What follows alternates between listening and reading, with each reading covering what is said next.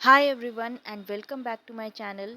तो अब हम फिर से अपना कोल्ड वॉर चैप्टर को कंटिन्यू करेंगे।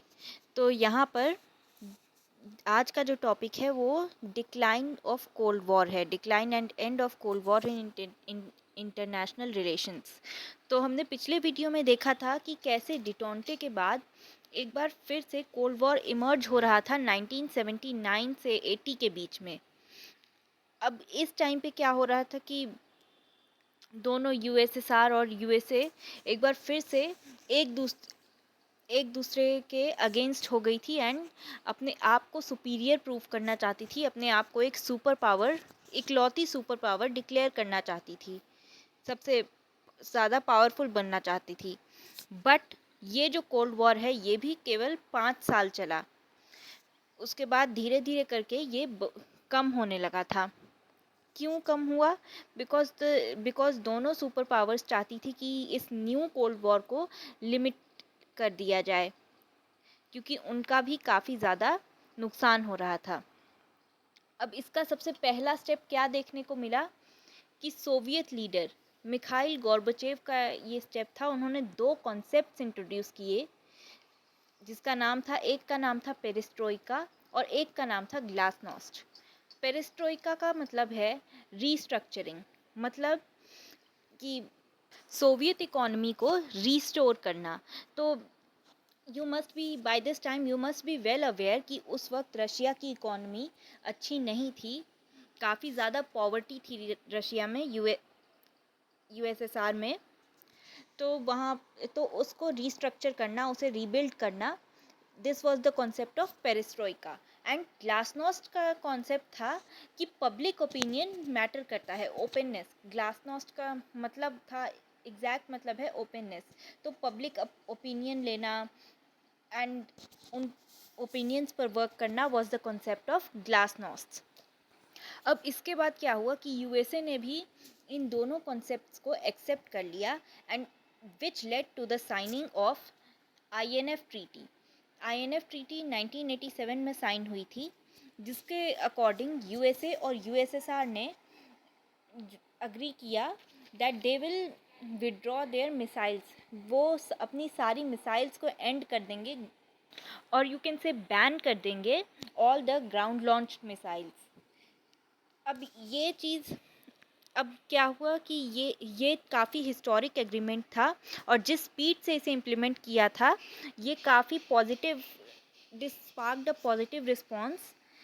और लग रहा काफ़ी पॉजिटिव चेंजेस आने की एक्सपेक्टेशंस थी in the cold war, in the international relations of the cold war period.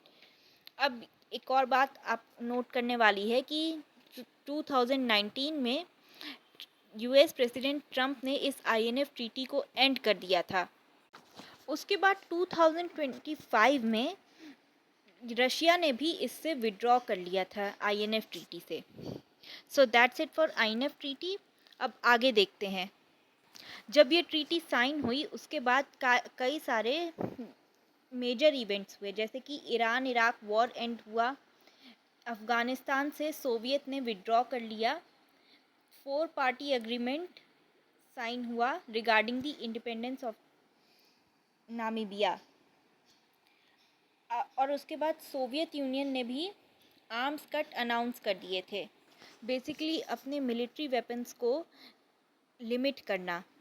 NATO forces के आर्म्स कट को यूएस ने एक्सेप्ट किया और साइनो सोवियत रीअप्रोचमेंट हुआ 1989 में, जब प्रेसिडेंट गोर्बाचेव चाइना गए, विजिटेड चाइना।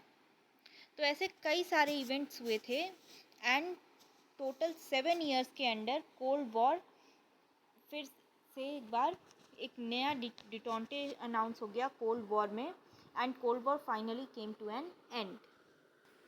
तो 1991 में कोल्ड वॉर एंड हुआ।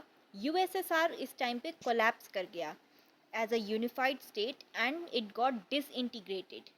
तो जो स्टेट 1945 से 91 तक एक सुपर पावर हुआ करता था, वो अब डिसइंटीग्रेट हो गया due to the internal politics and economic conditions. अब इस बीच में ऐसा क्यों हुआ? बिकॉज 1988 से ही काफ़ी लीडरशिप जो यूएसएसआर की लीडरशिप थी उससे सिचुएशन कंट्रोल नहीं हो पा रही थी। जो भी इंटरनल पॉलिटिकल इश्यूज़ की वजह से, इकोनॉमिक प्रेशर्स की वजह से ये काफ़ी मुश्किल हो गया था। प्लस तीन सोवियत स्टेट्स थे, एस्टोनिया, लेत्विया एंड लिथुएनिया। ये सारे के सारे states they wanted to secure independence from USSR. वो अपनी ऑटोनॉमी चाहते थे, वो इंडिपेंडेंट होना चाहते थे, सेपरेट होना चाहते थे यूएसएसआर से। और ऐसे ही करते करते बाकी जो स्टेट्स थे वो भी एक एक करके अपने आप को इंडिपेंडेंट डिक्लेयर करने लगे। जिसके बाद 1991 में अगस्त कूप हुआ। मॉस्को में अगस्त कूप हुआ जिसका मोटिव था मिखाइल गोर्बाचेव की लीडरशिप को ओवरथ्रो करना। ये कूप तो फेल हो गया बट यूएसएसआर भी अपनी आइडेंटिटी नहीं रख पाया एज अ सिंगल स्टेट।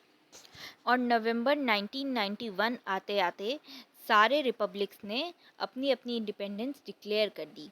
अब इनमें से 9 जो रिपब्लिक्स थे उन्होंने Commonwealth of independent states join कर लिया, जो कि यूएसएसआर के सॉवरिन रिपब्लिक्स की ऑर्गेनाइजेशन थी।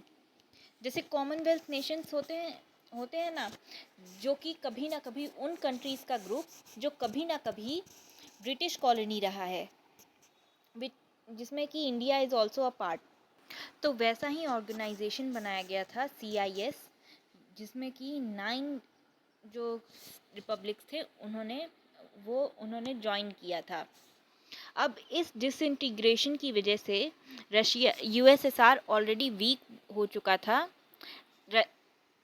यूएसएसआर नहीं, Russia, it was now Russia. तो अब वो वीक हो चुका था। सो ऑफ कोर्स वो कोल्ड वॉर परस्यू नहीं कर सकता था। Russia was not able to pursue cold war. तो इस तरह से न्यू जो कोल्ड वॉर था वो डिक्लाइन हो गया। अब इसका आफ्टरमैथ क्या था? That all the states of the world came forward to accept the principles of liberalism, liberalization, democratization, open competition, peaceful coexistence और mutual cooperation। तो of course sustainable development के लिए and to ensure कि cold war इस तरह की war like situation future में ना हो और शांति से सब रहें, सारे स्टेट्स पीसफुली एग्जिस्ट करें, कोएग्जिस्ट करें। तो इसके लिए उन्होंने ये सारे प्रिंसिपल्स को एक्सेप्ट कर लिया था। Liberalisation and peaceful coexistence, mutual cooperation, ये इससे ये चीज़ें सबके लिए बेनिफिशियल थी, तो सब ने इसे एक्सेप्ट कर लिया था। Now that's it for today's video. Next video में हम आगे की बात करेंगे कि हम और टॉपिक्स पढ़ेंगे whichever was left, and the chapter will be completed. Thank you and have a nice day. मिलते हैं अगली वीडियो में।